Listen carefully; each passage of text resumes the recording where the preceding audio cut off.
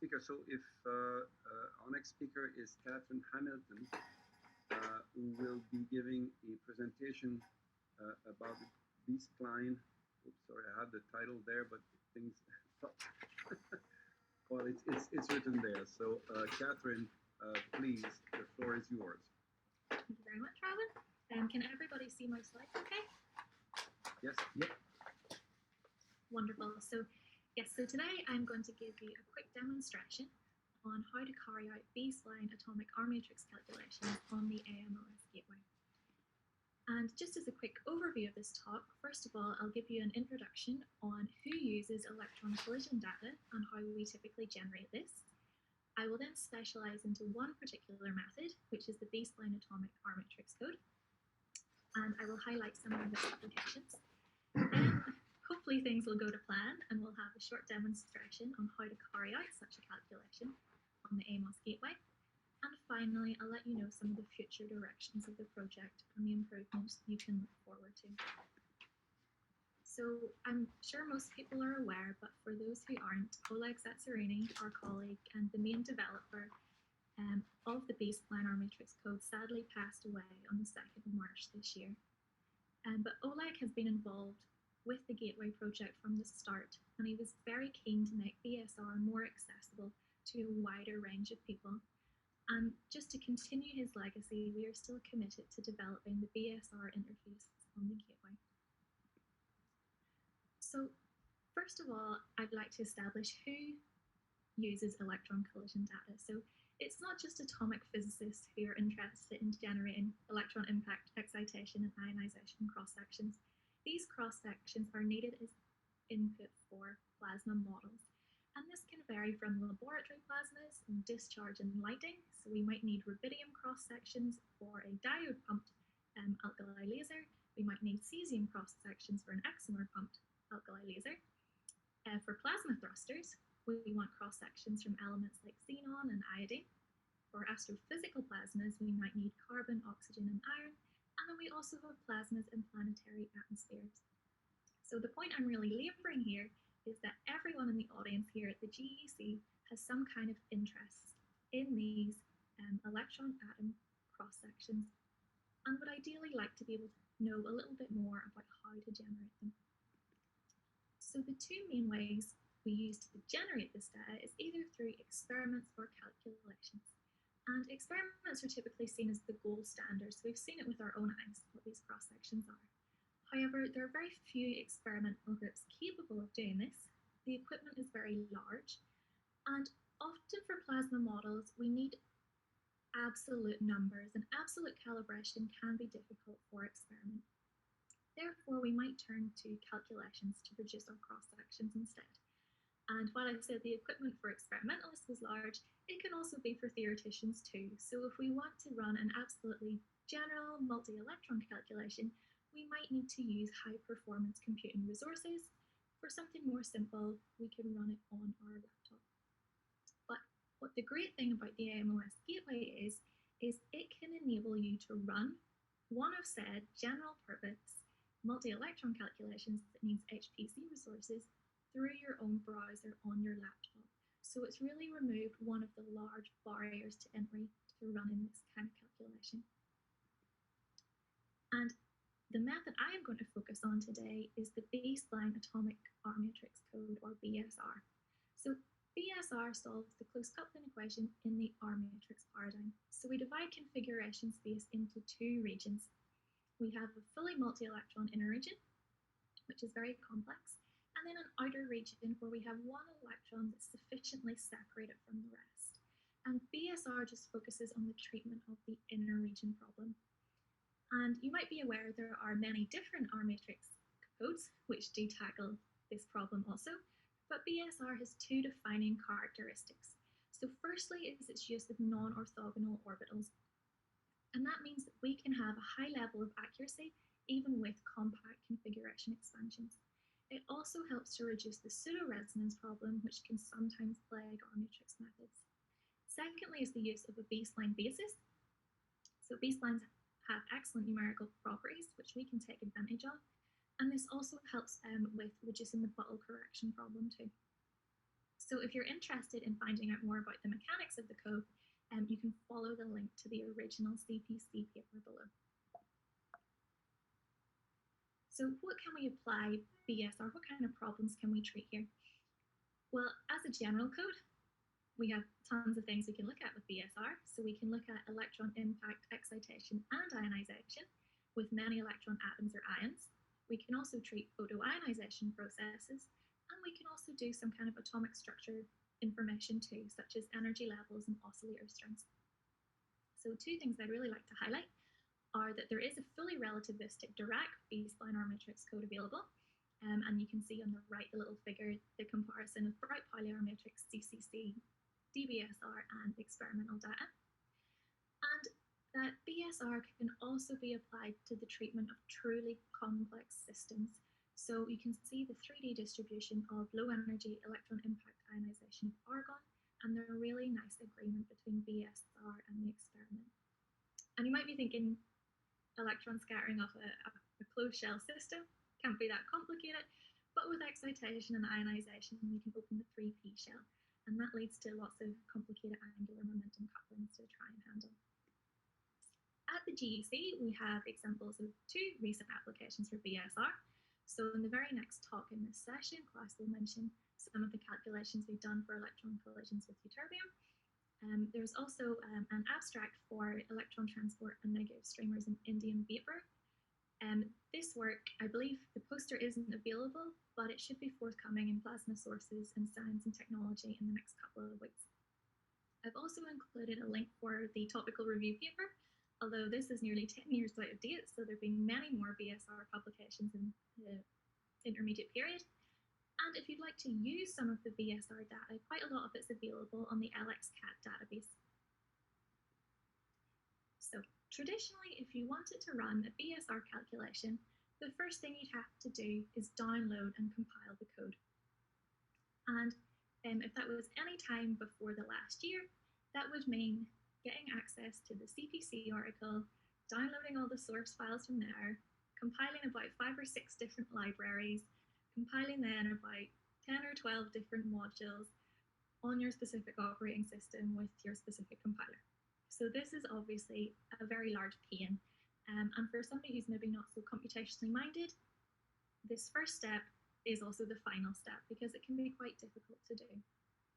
But before Oleg passed away, he made a lot of effort to put the code on GitHub, and myself and Stefanos Karlstrom worked on it. So compilation is now done with CMake. So with 2 commands, you will compile all the libraries and all the modules. So that sort of helped things a little bit. There's also now a test suite and some documentation available too. So you can go and do little practice calculations on your laptop or on an HPC machine if you want to run some slightly larger ones. After you've downloaded and compiled the code, now you need to prepare the input. So unlike the CCC input, which just needed 1 file, here we do need 5 different kinds of files. 4 of them, though, are human readable. The first 2, so the multi-configuration expansion and the 1 electron radial functions reach target state, these are typically generated by another atomic structure code, such as Hartree-Fock, MCHF, or GRASP. So calculating those would be another presentation in itself, but we have made some of these files available for you to already use for your test calculations. The next 3 files you need to prepare are the BSR power file, which contains some of the control parameters, numerical parameters for the calculation, a target information file, and also a file with your baseline parameters. So the target file is quite simple. First of all, you need to define your coupling scheme, the nuclear charge and the number of electrons, so we know which system we're looking at. Then you will list the target states, and you also need an associated BSW and C file for each one of those that you've already prepared with your other package. Last comes the list of partial waves in the correct coupling scheme, so in L2S plus 1 pi or 2J 0 and pi, for pi here is parity and not 3.14. The next file is the spline file, and this one contains some of the properties of the splines, such as their order and their number. The array enclosed between the asterisks are the 0 points, you do not actually have to provide these. By setting some of the other parameters, BSR will generate those itself. So really there's only a couple of things you have to prepare once you've already got your structure files sorted, and you can play around with those, and BSR is intelligent enough to kind of fix things up for you a little bit. Now that we've got the code, we've got the inputs, we have to run the relevant modules. So how you proceed with a BSR calculation depends on which observable you want to extract at the end. So there are about 5 core modules you'll run for every calculation, and then if you want oscillator strength, you'll run something different, cross sections, something different again, energy is the same. So you need to know how to step through the BSR tree as well. So all of this means that at the minute, very few people actually run BSR calculations. So while the data is in really high demand, there's only a handful of us who actually works with the code and produces the electron collision data from BSR. And we'd like to make this more accessible to everyone. And the best way, and the way we've done this, is by making the code available on the AMOS Gateway. So just as Barry has very nicely demonstrated for us. So now you don't have to download or compile the code. You don't even have to prepare inputs. We've got some ready for you. All you have to do is upload the files, select which computing resource you want to use, and hit run. So I am hopefully going to show you a little example of this. And the one I'd like to show is a bound state of calcium example. So what we do when we want to do calcium bound states, we need to have the structure of calcium plus, and then we'll couple in an electron to that. So here we've got a frozen core, and we'll just look at the 4s, 4p, 3d, 5s, 5p, and 4d. So all the input files are already available on the gateway. So hopefully, if I switch over, can everybody see my web browser now? Yes. Yes, wonderful. Okay, good. So we're on the landing page here, and I favorited BSR, obviously, so I will click in here, and this will take us to the main page for BSR. And first of all, you're asked a question is, what calculation type would you like to do? So we have some utilities available that you can use to work with either the input or the output of a BSR calculation. We also have all the individual modules I showed you in the tree. So if you want to run your calculation that way, or if you want to do a full-scale production calculation, this is probably the best way to run BSR. And then when you click through different ones of those, it will ask you for different inputs depending on which module you're running. But the best way for a beginner to do this is by clicking on a workflow. So a workflow will take you through all the necessary steps to perform that kind of BSR calculation. You don't have to specify the modules which need to run. So we want to look at bound states, so we'll select the bound workflow. Now we need to upload all our inputs. And just as Barry said, we're going to select these from storage, and they're in shared, BSR here, and calcium bound. So first thing I need to select is my parameters file. And then I can also pick my target file as well. And finally, the one that contains the spline information. So that's not .dat. Now I need all my .c files.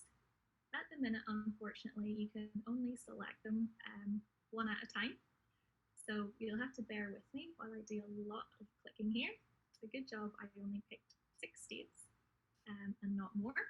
If you wanted to, you can actually download all these files and then have them on your machine. And then instead of clicking this button on the left to select from storage, you can select the button on the right here and drop them from your machine. So as Barry also demonstrated too, you can edit the target file in the, you can edit the input files in the browser.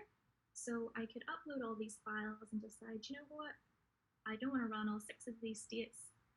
I will just go into my target file and delete them. So now I've got all my inputs are ready. I pick the index. I'll only run the first 3 partial waves to save us time. And I think what I'll try to do is I will sneak into the development queue on Stampede, and hopefully we'll have a little bit more success, and we'll hit save and launch. So this is taking us to the experiment page, and we see it's been created. now it's executing, what it has to do is it will go and create the job submission file for you, put all your inputs in the same directory, and then launch the different executables of BSR. So this could take a little bit of time to do. So I think we'll let it run. I'll show you some other things, and then we'll come back and see if our calculation is finished at the end. So while this is working, we can go back to our workspace, the BSR, and I'll briefly tell you about our other workflow. So that's our scattering workflow. So just in the exact same way as the other one, we can, this time I'll show you from my laptop, we can upload our files here.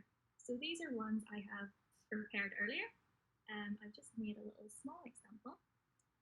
For anybody who is just watching it in the audience, you can 100% follow along and give this a try while you're waiting for my presentation to end. So we can select multiple files at once. And I'll do the same here. Okay. Wonderful. So again, I'm ready to go. I will pick a different partial wave index this time, and I can hit save and launch. So this is my scattering calculation is now working too. We can go back and check on the stats of the other one. See, it still says executing. Okay, so I doubt the interface has been a little bit slow this morning, but we'll come back later on and we'll check how it's going. So for our scattering calculation, what I showed you there with the bound state calculation is typically how we proceed with a full production BSR calculation. So we'll start with some kind of reduced input from MCHF graphs. We'll run then a bound state calculation, and from that we'll extract then the states of calcium we will use in our scattering calculation. So this is the way we can generate lots of target states quite quickly, or we can generate pseudo states as well. So the output from our bound state calculation will be this file called bound tab, and you can use it then as the input to the bound BSW utility that I showed you briefly, and it will generate all the .bsw and .c files you need to start the scattering calculation. So all you have to do then is update your target file to make sure you now have the right their weight and number of electrons. So we're looking at calcium, not calcium plus, and start the scattering calculation. And the final result you will get on the gateway from the scattering calculation is this h.dat file. And like I said, BSR only treats the inner region problem. So what you'd have to do then is run an outer region code like farm or stage F to extract the collision strengths and then get the cross sections. So farm and stage F, unlike BSR, they're very simple to run. They're quick to download and compile. All you need is the h.dat file and then one little input file that contains some parameters. But there's some really nice examples of those available.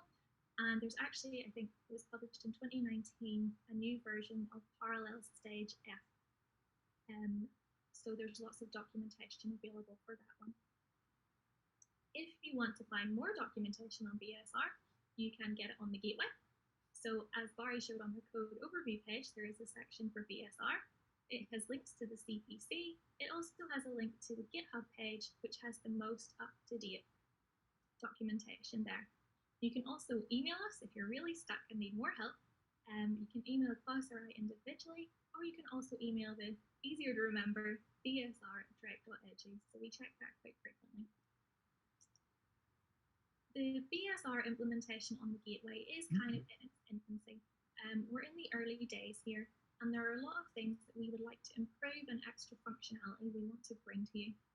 So firstly, at the minute, we just have the serial versions available, but we do have fully MPI parallelized modules we would like to deploy. We'd also like to deploy the fully relativistic, the Dirac B-spline R matrix code as well. So you can do those kinds of calculations too. We will also implement a photoionization workflow. So that's the one that's sort of notably missing at the minute.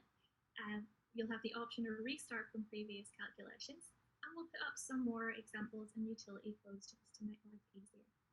In the very long term, We are also working on an interface with the DBSRHF and the GRASP codes. So the ones I mentioned, you need to provide the input. They will be deployed on the gateway. So this will be a really convenient way to generate all your input and run the calculation from one place. At the other end of that, we're also working on an interface between BSR and RMT. So you can generate your input for RMT with BSR, or go the whole way through, and have MCHF to BSR to RMT, all just through the comfort of your web browser. But the best thing that you can do to help this project is to get involved. So we've already established that everyone in the audience would have an interest in generating this data. And I think hopefully I've shown you that through the gateway and through the workflows, you also have the ability to do this too. And this could be very useful for many different aspects. So firstly, for your own research, if you're an atomic physicist, you can run a BSR calculation on the gateway to compare with your own data.